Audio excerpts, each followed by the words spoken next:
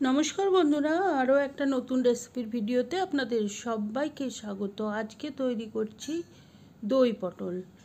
দই পটল একটা খুব পুরনো রেসিপি, আর পটলের সিজন প্রায় শেষ হয়ে যাচ্ছে। পটল খেতে খেতে আমরা বোর হয়ে গেছি। সেই সময় এই পটলের রেসিপিটা একবার বানিয়ে দেখতে পারেন, আশা করি ভালো লাগবে। তো আসুন দেখে নিই রেসিপিটা।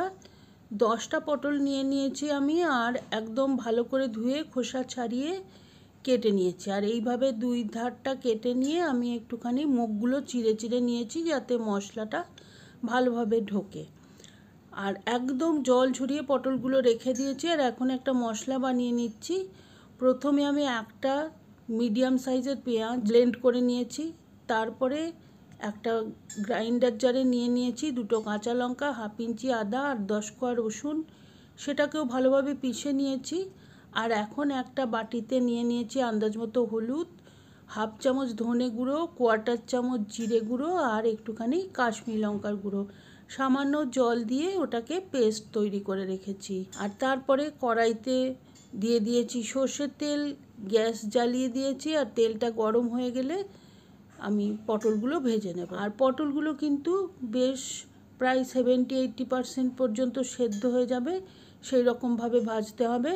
সুন্দর কালার চলে আসবে, তবে আমি এই ভাজার সময় কোনো রকম লবণ বা হলুদ এর মধ্যে দেব না। একটুখানি সময় নিয়ে নাড়াচাড়া করে ভালোভাবে ভেজে নিতে হবে, তাতে পটলটা বেশ অনেকটাই নরম হয়ে যাবে। আর এখন দেখুন পটলের গায়ে হালকা হালকা ব্রাউন কালার চলে এসেছে। আর পটলটা ভালোভাবে নাড়াচাড়া করে ভাজা হয়ে গেলে আমি পটলগুলোকে তুলে রাখব। আর এখন কড়াইতে ওই তেলেই আমি পেঁয়াজ বাটাটা প্রথমে দিয়ে দেবো। আর পেঁয়াজ বাটাটা দিয়ে কিন্তু খুব ভালোভাবে ভেজে নিতে হবে।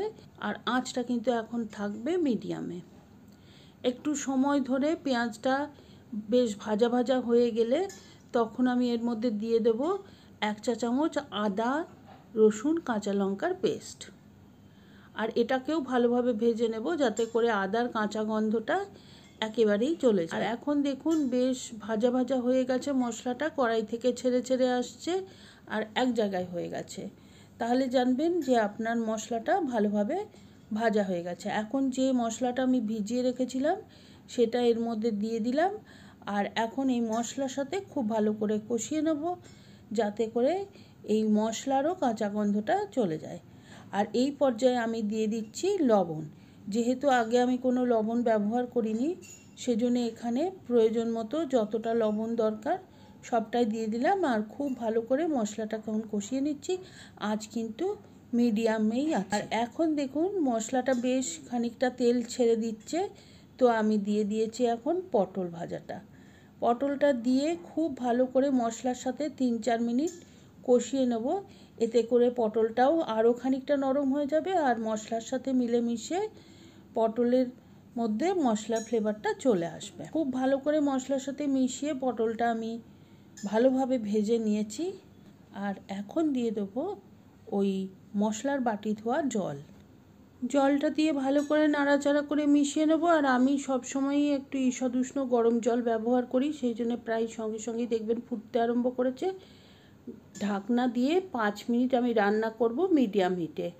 আর তার মধ্যে আমি দইটাকে ফেটিয়ে নেব। 3 টেবিল চামচ দই নিয়েছি, তার সাথে দিয়ে দিলাম 1 চা চামচ চিনি। খুব ভালো করে ফেটিয়ে নেব, যাতে কোনো রকমের কোনো দানা না থাকে। আর দইটা যদি বেশি টক হয় তাহলে চিনির পরিমাণটা আপনারা বাড়িয়ে নেবেন। দেখুন সুন্দরভাবে ফেটানো হয়ে গেছে। আর এখন প্রায় 5 মিনিট হয়ে গেছে, ঢাকনা খুলেছি। পটল অনেকটাই নরম হয়ে গেছে, প্রায় সেদ্ধ হয়ে গেছে। আর মশলাটাও কিন্তু তেল ছেড়ে দিয়েছে, দেখতেই পেলেন। এখন আঁচটা একদম লোতে করে দেবো, বা আপনারা চাইলে বন্ধও করে দিতে পারেন। দিয়ে ফেটানো টক দইটা এর মধ্যে দিয়ে দিলাম। আঁচ বাড়ানো থাকলে কিন্তু দইটা ফেটে যেতে পারে, তাহলে আর রান্নাটা খেতে ভালো হবে না। খুব ভালোভাবে সব কিছুর সাথে দইটা মিশিয়ে নিয়েছি। আর তারপরে আমি গ্যাসটা জ্বালিয়ে দেবো। আর দইয়ের বাটি ধোয়া সামান্য একটু জল দিয়ে দিলাম। আপনারা চাইলে যদি একদম শুকনো শুকনো করতে চান তাহলে জলের পরিমাণটা কম দেবেন। আমি একটু গ্রেভি রাখতে চেয়েছি বলে একটু বেশি জল দিলাম। আর ভালোভাবে ফুটিয়ে নেব।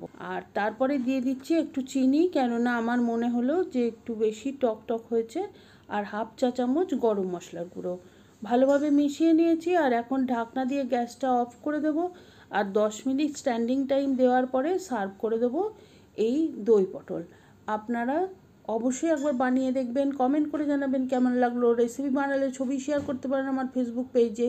আর রেসিপিটা ভালো লাগলে please like, share and subscribe my channel.